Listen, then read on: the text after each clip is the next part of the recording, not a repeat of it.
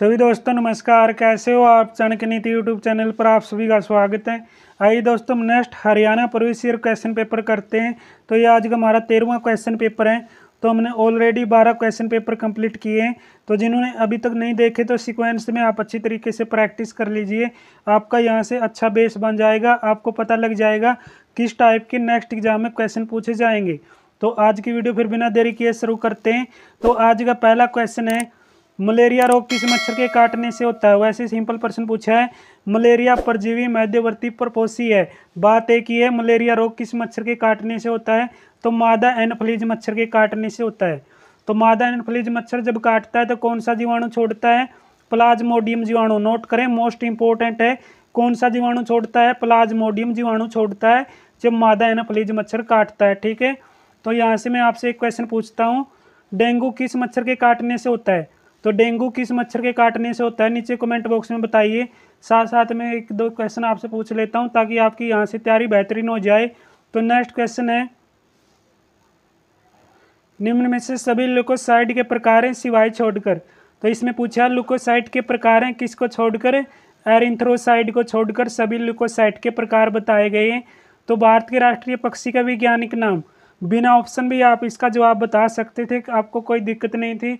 तो क्या बताया गया है, पेयोक्रिस्टेटस क्या है, भारत के राष्ट्रीय पक्षी का वैज्ञानिक नाम है। बिल्कुल अच्छा प्रश्न है। नेक्स्ट क्वेश्चन है, प्याज की मांसल पत्तियां संचित करती हैं। तो प्याज की मांसल पत्तियां किसको संचित करती हैं, तो प्याज की मांसल पत्तियां संचित करेंगी कार्बोहाइड्रेट को। किसको, कार्बोहाइड्रेट यानी CO2 को संचित करती हैं प्याज की मांसल पत्तियां। नेक्स्ट क्वेश्चन है, कसकुट्टा है। तो कसकुट्टा क्या है भाई, कसकुट्टा बताइए क्या है। तो आप क्या कहेंगे, पूर्ण तना परजीवी है कसकुट्टा। तो राष्ट्रीय वानस्पतिक अनुसंधान संस्थान बताइए कहाँ पर है, तो नवाबों की नगरी। तो नवाबों की नगरी क्या है, लखनऊ, यानी उत्तर प्रदेश की राजधानी क्या है, लखनऊ। तो लखनऊ के अंदर वानस्पतिक अनुसंधान संस्थान बनाया गया है। तो नेक्स्ट क्वेश्चन है, कोणीय संवेग SI की इकाई बताइए। मोस्ट इंपोर्टेंट है, SI इकाई, SI मात्रक, ये अच्छी तरीके से आप याद करें। तो कोणीय संवेग SI की इकाई बताइए, kg.m2s। ठीक है, ये हमारा क्या हो जाएगा, कोणीय संवेग SI की इकाई है। तो नेक्स्ट है, घर्षण रहित सतह के अक्षैतिज जब कोई पिंड गतिमान होकर, ठीक है, तो गतिमान होकर ये क्या करेगा, गुरुत्व के विरुद्ध किया गया कार्य क्या कहलाता है, तो गुरुत्व के विरुद्ध किया गया कार्य शून्य कहलाता है। दोबारा देख लेना एक बार इस क्वेश्चन को, घर्षण रहित सतह के अक्षैतिज जब कोई भी पिंड गतिमान होता है तो वो गुरुत्व के विरुद्ध कार्य करता है, तो वो कार्य क्या कहलाता है, शून्य कार्य कहलाता है। नेक्स्ट क्वेश्चन है, एक्स किरण किस क्षेत्र के बीच पड़ता है। तो एक्स किरणों का क्षेत्र है जो कौन से क्षेत्रों में पड़ता है, ये गामा किरण और पराबैंगनी क्षेत्र के अंदर। कौन से क्षेत्र में, गामा किरण और पराबैंगनी क्षेत्र के अंदर एक्स किरणों का क्षेत्र पड़ता है। नेक्स्ट क्वेश्चन आएगा हमारा 10 नंबर क्वेश्चन। तो 10 नंबर क्वेश्चन दिया गया है, परमाणु क्रमांक 20 वाले तत्वों को आवर्त सारणी के किस आवर्त में रखा जाएगा। तो परमाणु क्रमांक वाले 20 वाले तत्वों को, ठीक है, आवर्त सारणी के किस आवर्त में रखा जाएगा, तो 4 आवर्त के अंदर रखा जाएगा। ठीक है, याद कर लें, अच्छा प्रश्न है। तो जलीय NaCl का विद्युत अपघटन उत्पन्न करता है। तो नीचे मुझे कमेंट बॉक्स में बताइए NaCl का सूत्र क्या है। ठीक है, तो NaC का फार्मूला आपने बताना है। तो NaCl का फार्मूला मुझे बताएं। तो इसमें पूछा गया है, जलीय NaCl का विद्युत अपघटन उत्पन्न करता है, तो क्या उत्पन्न करेगा, ये अक्षारता उत्पन्न करेगा, यानी बी हमारा राइट आंसर। निम्न में से किसमें आयनिक और संयोजक दोनों बंद होते हैं। तो किसके अंदर हो जाएंगे भाई, ये बंद हो जाएंगे हमारे NaOH के अंदर। किसके अंदर, NaOH के अंदर। तो इसका भी आप मुझे नीचे कमेंट बॉक्स में फार्मूला यानी सूत्र बताइए क्या आएगा NaOH का। ठीक है, नेक्स्ट क्वेश्चन आता है, तो ये हमारा मैथ का क्वेश्चन हो गया स्टार्ट, काम और समय से संबंधित है। ठीक है, तो आप अगर सीक्वेंस में हमारी सीरीज देख रहे हैं तो आपको रीजनिंग और मैथ के क्वेश्चन स्वयं सॉल्व करने होते हैं ताकि आपकी यहाँ पर तैयारी बेहतरीन हो जाए। मैं कुछ क्वेश्चन बता भी देता हूँ आपको, कुछ क्वेश्चन आपने करने होते हैं, तो ये क्वेश्चन आप स्वयं सॉल्व कीजिए। ठीक है, तो सीरीज के अंदर आप कॉपी पेन लेके साथ में किया करो। तो नेक्स्ट है, 1 किलो नमक 1 रुपये में बेचने पर एक व्यक्ति को 10% का लाभ होता है। ये भी आप निकालिए। ठीक है, ये आपने सभी क्वेश्चन निकालने हैं, कहीं आप वैसे जो क्वेश्चनों का आंसर बताए गए वैसे टिक करते जाएं। ठीक है, फिर आपको दिक्कत होगी। नेक्स्ट क्वेश्चन दिया गया है, पाठ योजना की मूल्यांकन विधि को किसने विकसित किया। तो पाठ योजना की मूल्यांकन विधि विकसित करने वाले कौन थे? ब्लूम। कौन थे? ब्लूम थे, जिन्होंने क्या किया है? पाठ योजना की मूल्यांकन विधि को विकसित किया है। तो नेक्स्ट क्वेश्चन आता है मोस्ट इम्पोर्टेंट, विद्यार्थियों को विज्ञान विषय का शिक्षण किस प्रकार दिया जाना चाहिए? यानी जो हमारे शिक्षार्थी हैं या विद्यार्थी हैं, उनको विज्ञान किस तरीके से पढ़ाया जाना चाहिए? शिक्षार्थियों द्वारा प्रयोग करके, यानी प्रैक्टिकली प्रयोग करके बताया जाना चाहिए, तभी उनको विज्ञान की शिक्षा दी जानी चाहिए। यदि मैदान में दो छात्र झगड़ रहे हैं तो आप क्या करेंगे? अगर दो छात्रों की लड़ाई मच रही है तो आप क्या करेंगे? झगड़े का कारण पता करके दोषी को दंड देंगे, ठीक है, यानी सी हमारा राइट आंसर। लेकिन आप ऐसा ना करें, आप लड़ाई ना करें, ठीक है, आपको दंड देने की जरूरत ही नहीं पड़ेगी। तो नेक्स्ट है, अरब सागर और फारस की खाड़ी किसके द्वारा जुड़ी हुई है? तो अरब सागर और फारस की खाड़ी बताइए भाई किसके द्वारा जुड़ी हुई है? ये हॉर्मेज जल भूमध्य, तो किस में जुड़ी हुई है? हॉर्मेज जल भूमध्य के अंदर जुड़ी हुई है अरब सागर और फारस की खाड़ी।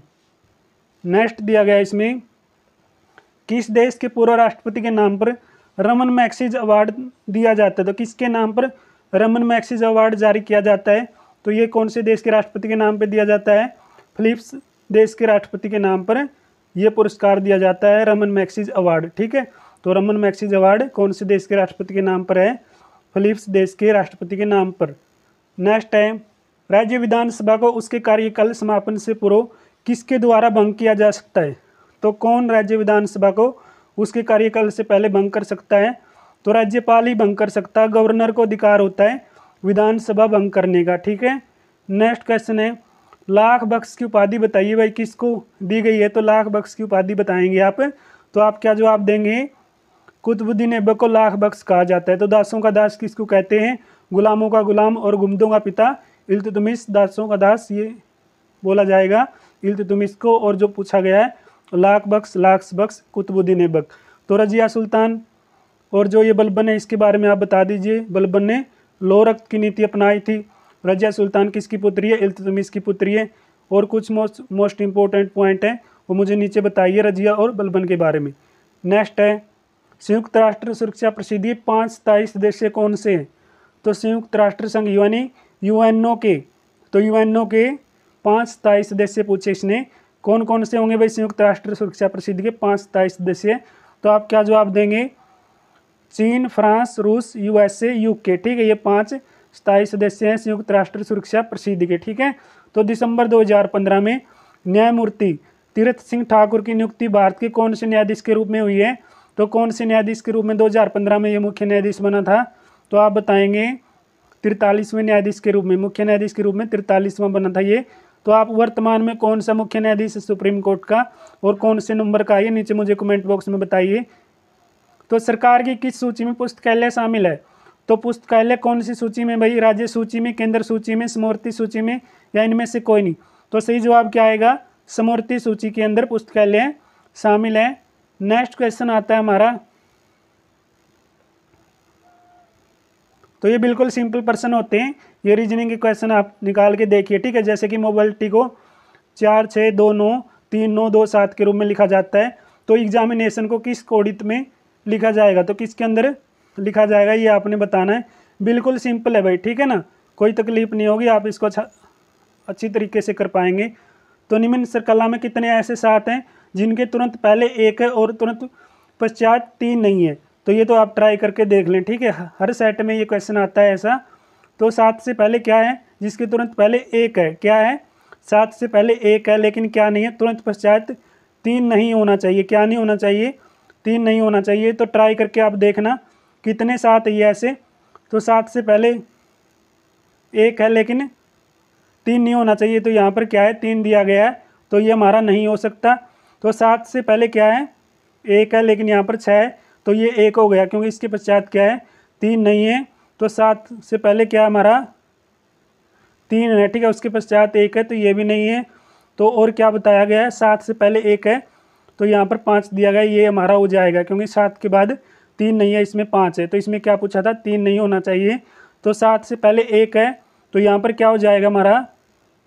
1 ये हो जाएगा क्योंकि 1 दिया गया है, ठीक है, लेकिन 3 नहीं होना चाहिए, तो ये बात सही है, ठीक है ना। 4 दिया गया, 1 ये हो गया, तो 7 के बाद 3 दिया गया तो ये नहीं होगा, ठीक है। एक चाहे दिया हो या ना दिया हो, बात कुछ नहीं होगी फिर। तो ये कितने हैं आपके सामने, आप देख लेना। तो ये इसमें बताए गए हैं 4, ठीक है। वैसे निकाल के भी देख लेना आप, बिल्कुल सिंपल है भाई, मैंने बता दिया। अगर आप अच्छी तरीके से प्रैक्टिस कर रहे हैं ना इनकी, तो कोई तकलीफ नहीं होगी, आप इनको आसानी से सोल्व कर पाएंगे। तो इसको भी देखिए आप, अल का बारी होता है तो प्रश्न बताइए कैसा हो जाएगा। तो अल का बारी है तो प्रश्न बताइए उदास, ठीक है, क्योंकि अल का क्या है, बारी बताया गया है। तो प्रश्न क्या हो जाएगा, प्रश्न मतलब खुश, खुश होंगे तो आपको उदासी विपरीत में मिलेगी। तो नेक्स्ट है, तो नेक्स्ट ये रीजनिंग का, ये भी निकाल के देखिए, ये भी बिल्कुल सिंपल है, ये भी आप निकाल के देखिए, ठीक है। ये सभी क्वेश्चन बिल्कुल सिंपल है, ये आप निकाल के देख लेना भाई। तो यहाँ से ये हमारा मैथ का क्वेश्चन है, ये भी निकाल के देखना, बिल्कुल सिंपल है। तो ये सभी क्वेश्चन आप निकालेंगे। तो यहाँ से देखेंगे 40 नंबर क्वेश्चन बताया गया है, गाय के दूध का रंग किसकी मौजूदगी के कारण थोड़ा पीला होता है। तो किसकी मौजूदगी के कारण गाय का दूध है जो पीला मिलता है हमें, तो कैरोटीन की मौजूदगी के कारण। तो यहाँ से मैं कुछ पॉइंट बताऊंगा जो नोट करने हैं आपने। दूध में कौन सा जीवाणु पाया जाता है, तो दूध में कौन सा जीवाणु पाया जाता है, लैक्टोबेसिन जीवाणु। कौन सा पाया जाता है, लैक्टोबेसिन जीवाणु पाया जाता है। तो यहाँ से दूध को दही में बदलने वाला जीवाणु पूछे आपसे, तो आप क्या कहेंगे, लैक्टोबेसिलिस, ठीक है। नाम सेम है, उसमें क्या लैक्टोबेसन और इसमें लैक्टोबेसिन क्या है, लैक्टोबेसिलिस, ठीक है। इसमें लैक्टोबेसिलिस हो जाएगा। दोबारा सुने, लैक्टोबेसिलिस जीवाणु होता है दूध को दही में बदलने वाला। और दूध में कौन सा जीवाणु पाया जाता है, लैक्टोबेसन जीवाणु, ठीक है, ये इंपॉर्टेंट है। तो दही में कौन सा अम्ल पाया जाता है, आप सभी जानते होंगे। तो दही में लैक्टिक अम्ल पाया जाता है। कौन सा अम्ल छोड़ती है दही, लैक्टिक अम्ल छोड़ती है। नेक्स्ट आता है, जर्मन सिल्वर एक एलॉय है, तो किसका एलॉय हो जाएगा। तो बताइए भाई, सिल्वर और कॉपर का नहीं है, तो किसका बताया गया इसके अंदर, इसके अंदर बताया गया है कॉपर, जिंक और निकील का। किसका, कॉपर, जिंक और निकील का। यदि व्यक्ति को गलत प्रकार का रक्त दें, यानी खून उसको गलत प्रकार का चढ़ाया जाए, तो निम्नलिखित में से क्या परिणाम होगा। तो क्या परिणाम होगा, RBCS का संश्लेषण हो जाएगा। क्या हो जाएगा, RBCS का संश्लेषण हो जाएगा। ये बात नोट कर लें, अगर किसी भी व्यक्ति को गलत तरीके से या जो गलत खून दिया जाता है, ठीक है। तो नेक्स्ट है, पानी के गिलास में 13 बर्फ टुकड़ा जब पूरी तरीके से पिघल जाएगा तो पानी के स्तर पर क्या प्रभाव पड़ेगा। तो पानी का स्तर कितना हो जाएगा, अगर आपने किसी गिलास के अंदर बर्फ़ का टुकड़ा डाला है तो उसका क्या हो जाएगा भाई, क्या प्रभाव पड़ेगा पानी का। तो पानी उतना ही रहेगा, लेकिन बर्फ़ का टुकड़ा क्या हो जाएगा, उसके अंदर पिघल जाएगा। ये नोट कर लेना। तो कोशिका में निम्न में से कौन सी पाचन थैली कहलाती है। तो कोशिका की निम्न में से कौन सी पाचन थैली, तो पाचन थैली कहलाती है। तो ये आप नोट करेंगे, लाइसोसोम। क्या ये लाइसोसोम है जो कोशिका में निम्न में से कौन सी पाचन थैली कहलाती है, तो लाइसोसोम। सौर प्रणाली की खोज किसने की, तो आप क्या कहेंगे, कोपरनिकस ने सौर प्रणाली के बारे में बताया है या खोज की है। आकाश में नीला प्रकट होने के कारण समदित प्रकाश की परिघटना पूछा है इसने। तो आकाश में जो नीला रंग है वो प्रकट होने के साथ समदित कौन सा प्रकाश की परिघटना पर हो जाएगा, ये हमारा परिकरण की घटना हो जाएगी। कौन सी घटना है, परिकरण की घटना। आकाश में नीला रंग प्रकट होने के साथ समदित प्रकाश की घटना पूछा इसने, परिघटना, परिकरण, ठीक है। तो यहाँ से हमारी इंग्लिश स्टार्ट हो गई है, देख लीजिए। इंग्लिश से अगर आप डरते हैं तो प्रवेश की तो आप इंग्लिश कम से कम कर सकते हैं, तो ये आप करके जाना, ठीक है। तो नेक्स्ट आता है, और डरना तो किसी भी सब्जेक्ट से नहीं चाहिए दोस्तों। अगर आप तैयारी करें तो आपके लिए कुछ भी मुश्किल नहीं होगा, ठीक है। उम्मीद आपने छोड़नी चाहिए, तैयारी करते रहना चाहिए, हर संभव प्रयास करें तो आपको एक न एक दिन जरूर सफलता मिलेगी। तरफ का परिवाची नहीं है, तो तरफ का परिवाची कौन सा शब्द नहीं है, तो तरफ का परिवाची शब्द नहीं है अहंकार। कौन सा, अहंकार। तो नेक्स्ट देखते हैं। तो यहाँ से हमारी हिंदी स्टार्ट हो गई। अंधे की लकड़ी, मुहावरे का अर्थ बताइए। अगर कहें हम अंधे की लकड़ी है तो एकमात्र सहारा, यानी किसी भी माता पिता का एकमात्र सहारा है, तो उसको क्या कहते हैं, अंधे की लकड़ी, ठीक है। नेक्स्ट क्वेश्चन है, माला फेरत युग गया फिरा न मन का फेर, कर का मन का डारी दे मन का फेर। उक्त पंक्ति में कौन सा अलंकार है, तो कौन सा अलंकार है भाई, यमक अलंकार कौन सा है? माला फेरत युग गया, फिरन मन का फेर, कर का मन का डारी दे, मन का फेर। अच्छा है भाई ये दोहा, तो इसमें हो जाएगा यमल अलंकार। ठीक है, यमक अलंकार। इत्यादि शब्द का संधि विच्छेद कीजिए, तो करेंगे क्या आएगी? इत्यादि शब्द का संधि विच्छेद करने से इति प्लस आदि हो जाएगा। तो इसमें मुझे संधि बताइए कौन सी है? इति प्लस आदि में कौन सी संधि है? शुद्ध वर्तनी वाला शब्द छांटिए, तो शुद्ध शब्द हमने छांटना है। तो इसमें लाभांती लिखा गया, किस तरीके से लाभांती लिखा जाएगा ये हमें देखना है। तो बी तरीके से लाभांती लिखा गया, जिसमें बी में बताया गया वो हमारा सही है। तो आउत का विलोम शब्द बताइए, तो आउत का विलोम शब्द क्या हो जाएगा? अनाउत। ठीक है, ये पिछले सेट का भी क्वेश्चन है। तो जिन वाक्यों के लिए एक शब्द का चयन किया जाए तो वो क्या है? विधि की दृष्टि से ठीक हो। जो विधि की दृष्टि से ठीक होगा तो उसको क्या कहते हैं? वेद। ठीक है, जो विधि की दृष्टि से ठीक हो जाएगा उसको हम बोलते हैं वेद बोलते हैं। सिसवाल संस्कृति किस जिले की है? हिसार जिले की। ठीक है ना, सभी बता देंगे हिसार जिले की है। अम्बाला में माँ दुखभंजनी का मेला लगता है। अम्बाला में किसका भाई? शारदा देवी का मेला लगता है। अम्बाला का प्राचीन नाम क्या है? नीचे कमेंट बॉक्स में बताइए। तो झज्जर को क्या बोलते हैं? छज्जू नगरी कहा जाता है। तो झज्जर के अंदर और क्या लगता है बताइए भाई? झज्जर के अंदर कौन कौन से मेले लगते हैं ये आपने बताने हैं। तो कनुआ का मेला कहाँ पर है? ये पिछला सेम क्वेश्चन रिपीट हुआ है, पिछले सेट का क्वेश्चन है। कनुआ का मेला फरीदाबाद में, और भगत पूर्णिमा का मेला गुरुग्राम में, सच्चा सौदा मेला जींद में, छड़ियों का मेला करनाल में। ठीक है, तो इंडो ग्रीक शासकों के सिक्के किस जिले में मिले हैं? खोखराकोट। खोखराकोट भी आ सकता है, खोखराकोट रोहतक के अंदर ही आता है, बात एक ही है। ठीक है, नेक्स्ट आता है हमारा प्रसिद्ध मुगल शासक अकबर के समय में रेवाड़ी का शासक था, तो किसके समय? हेमू के समय। तो हेमू क्या था? 14वां विक्रमादित्य बना है, यानी उत्तर भारत का, सॉरी दोस्तों, दिल्ली का अंतिम हिंदू शासक। किसका? दिल्ली का अंतिम हिंदू शासक, और उत्तर भारत का अंतिम हिंदू शासक हर्षवर्धन। तो नीचे कमेंट बॉक्स में मुझे बताएंगे उत्तर भारत का पहला शासक कौन था हिंदू? तो उत्तर भारत का पहला हिंदू शासक का नाम नीचे कमेंट बॉक्स में बताइए। तो नेक्स्ट है 1857 की क्रांति के समय विभिन्न क्षेत्रों के नृत्यकर्ताओं को उनके क्षेत्रों से सुमेलित कीजिए। इंपॉर्टेंट है। तो पानीपत से कौन थे भाई? पानीपत से बताइए। तो पानीपत से थे इमाम अली कलंदर। ठीक है, तो इमाम अली कलंदर ने पानीपत से 1857 की क्रांति को लीड किया है। रोहतक से बिसारत अली ने लीड किया 1857 की क्रांति को।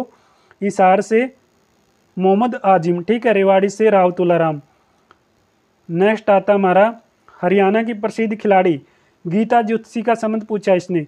तो गीता ज्योतिषी का संबंध किससे? एथलेटिक्स। हरियाणा सरकार खेल नीति 2015 के अनुसार कॉमनवेल्थ गेम में स्वर्ण पदक विजेताओं को कितनी राशि प्रदान करती है? 1.5 करोड़ रुपए। ठीक है ना, ये पिछला करंट का क्वेश्चन जो का तो सेम रिपीट हो गया, कोई दिक्कत नहीं होगी। नेक्स्ट क्वेश्चन है यमुना हरियाणा में किस जिले में प्रवेश करती है? तो यमुना नगर के अंदर प्रवेश करती है। नारनौल किसके खनन के लिए प्रसिद्ध है?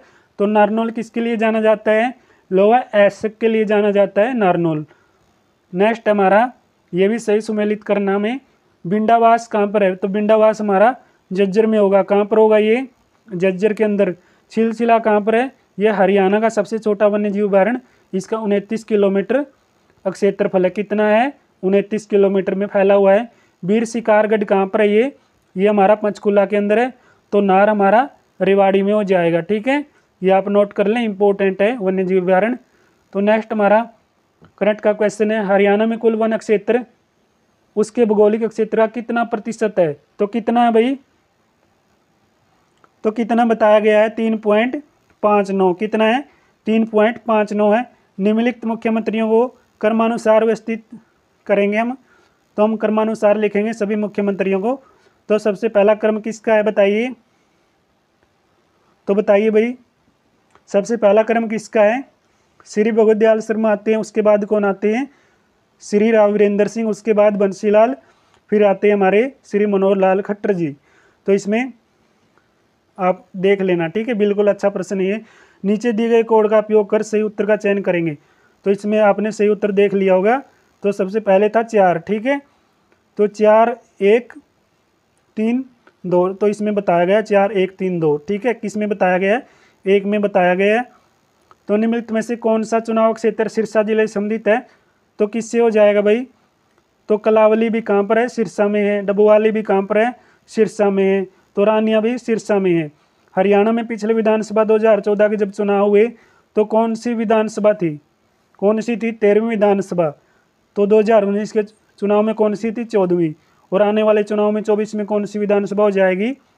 15वीं विधानसभा। ठीक है, तो नेक्स्ट क्वेश्चन देखते हैं। नेक्स्ट क्वेश्चन आता है, निम्नलिखित में से हरियाणा के कालिदास के नाम से कौन जाने जाते हैं?